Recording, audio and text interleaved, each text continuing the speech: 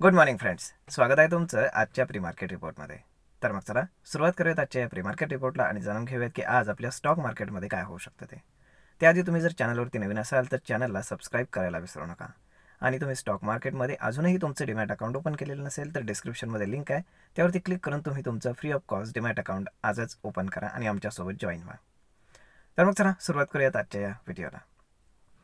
मित्रांनो, आपण जर शुक्रवारचा डेटा पाहिला, कारण शुक्रवारी अमेरिकेमध्ये जॉब्स डेटा येणार होता, तर तो सो अँड सो आलेला आहे. म्हणजेच एक्सपेक्टेशनपेक्षा फार हायरही नाही, कमीही नाही, इट इज ओके. त्यामुळे त्याचा फार काही इम्पॅक्ट आपल्याला US मार्केटवरती पाहायला मिळालेला नाही आहे. आणि त्यामुळेच US मार्केट तिथे मिक्सअप क्लोज झालेले आहेत आणि तिथले जे फ्युचर्स आहेत तर ते आता जर आपण पाहिले तर ते लोअर ट्रेड करत आहेत. परंतु आपण जर पाहिलं तर ICICI बँक आणि HDFC बँक यांचे जे ADRs आहेत तर ते तिथे शुक्रवारी डाऊन होते आणि इन्फोसिसचा ADR मात्र हायर होता, ग्रीनमध्ये होता. तर त्याचाच इम्पॅक्ट आज आपल्याला इथे सुद्धा थोडाफार पाहायला मिळू शकतो. जर आपण FIS DIचा डेटा जर पाहिला तर त्याच्यामध्ये FISनं 1800 कोटींचं शुक्रवारी सेलिंग केलं आहे. त्याच्या अगेन्स्ट डोमेस्टिक इन्स्टिट्यूशन्सनं 1600 कोटींचं बाईंग केलेलं आहे. म्हणजेच फार काही फिगरसुद्धा इम्प्रेसिव्ह नाही आहे किंवा त्याच्यामध्ये फार मोठा डिफरन्स देखील नाही आहे आणि FISनं फार हेवी सेलिंग देखील केलेलं नाही आहे. आता जर आपण पाहिलं तर मार्केटमध्ये टेक्निकली जो रेजिस्टन्स आणि सपोर्ट आहे, तर रेजिस्टन्स सध्या आहे 25,000, त्यानंतर त्याच्या खालोखाल 24,850 आणि त्यानंतर हायर साईडला जिथे फिबोनाची रिट्रेसमेंट 0.61 येते तर ती आहे 25,150. म्हणजे याच दरम्यान मार्केट राहू शकतं, कारण मार्केट टेक्निकली बुलिश आहे. जेव्हा मार्केटनं 24,500 क्रॉस केला तेव्हाच मार्केट बुलिश झालेलं आहे. त्यानंतर आता जो 24,500 पहिले रेजिस्टन्स होता तो आता सपोर्ट बनलेला आहे. म्हणजेच बाय ऑन डिपचा सिनेरिओ इथे कंटिन्यू होतो. जेव्हा जेव्हा मार्केटमध्ये तुम्हाला डिप मिळेल 24,500 पर्यंतचा तुम्ही बाईंग करू शकता. ओके, तर मग यामध्ये जर आपण आता ओव्हरऑल जर आता जिओपॉलिटिकल डेव्हलपमेंट जर पाहिले शनिवार रविवारमधले, तर त्याच्यामध्ये 2 महत्त्वाच्या गोष्टी आहेत, बेसिकली 3 आहेत. तर सगळ्यात पहिली गोष्ट म्हणजेच जे ओपेक कंट्रीज आहेत तर त्यांनी एशियामध्ये जो काही पेट्रोलचा सप्लाय होतो, क्रूड ऑइलचा, तर त्याचे प्राइसेस कमी केलेले आहेत.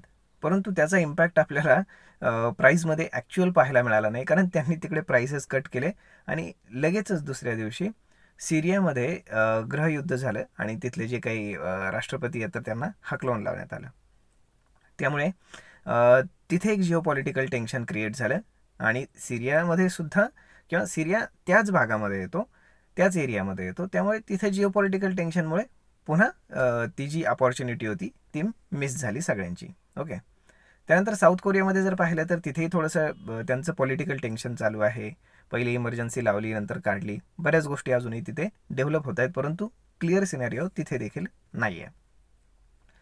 तर मग आता या सगळ्या गोष्टी जर आपण पाहिल्या तर गिफ्ट निफ्टी इंडिकेट करत आहे की मार्केट ऑलमोस्ट फ्लॅट ओपन होईल, परंतु एक 30-40 पॉईंट गॅप डाऊन. आता जनरली जर आपण पाहिले गेले काही दिवस जसं गिफ्ट निफ्टी दाखवते तसं ॲक्च्युअल मार्केट ओपन होत नाही आहे. कधी त्याच्या अपोजिट ओपन होतं आहे तर कधी तिथेच ओपन होतं आहे. तर यामागचं कारण काय? कारण global scenario plus local scenario आणि आपल्या मार्केटचा असलेला मूड हे थोडंसं डिफरन्स पडतं त्यामुळे. परंतु आज जर आपण पाहिलं तर मार्केट ओपन झाल्यानंतरच आपल्याला कळेल की नक्की काय होतं ते.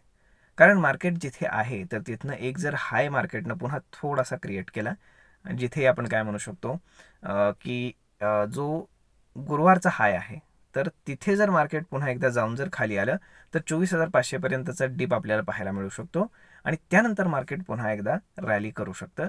कारण मार्केट सध्या स्ट्रेच झालेलं आहे, त्यामुळे जे मोठे प्लेयर्स आहेत तर ते बाय करत नाही आहेत फार, ते आपल्याला फेगरवरनं दिसून येतं.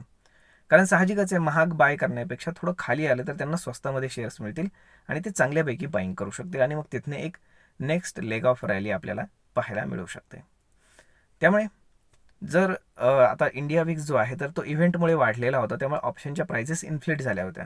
त्यामुळे जोपर्यंत मार्केटमध्ये ॲक्च्युअल मुवमेंट येत नाही तोपर्यंत तुम्ही ऑप्शन बाईंगचा प्रयत्न करू नका. तुम्ही स्टॉक्समध्ये पहा किंवा मग ऑप्शन सेल करा. त्याच्यामागचं लॉजिकल रिझन हेच आहे, कारण आता इंडिया विक्स कमी कमी व्हायला सुरुवात होईल. आजपासून मोठ्या प्रमाणावरती तो क्रॅश होईल. आणि तसं झाल्यामुळे काय होणार आहे की तुमचे जे काही ऑप्शनचे प्राइजेस आहेत, जरी तुमच्या साईडनं मार्केटनं मुवमेंट केलं तरीही तुम्हाला त्याचा फायदा होणार नाही, त्याचं उलट नुकसानच होईल, हे लक्षात घ्या. तर मग ओव्हरऑल जर आपण पाहिलं तर डाऊन साईडला सपोर्ट जो आहे तो खूप स्ट्रॉंग आहे.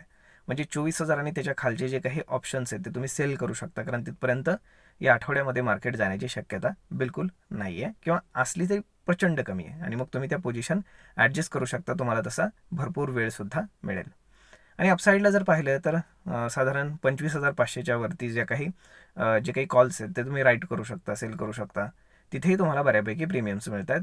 आणि हे सगळं श्रिंक व्हायला सुरुवात होईल जसं इंडिया विक्स डाऊन व्हायला सुरुवात होईल तसं. तर मग अशा पद्धतीनं मार्केटमध्ये मुवमेंट राहणार आहे.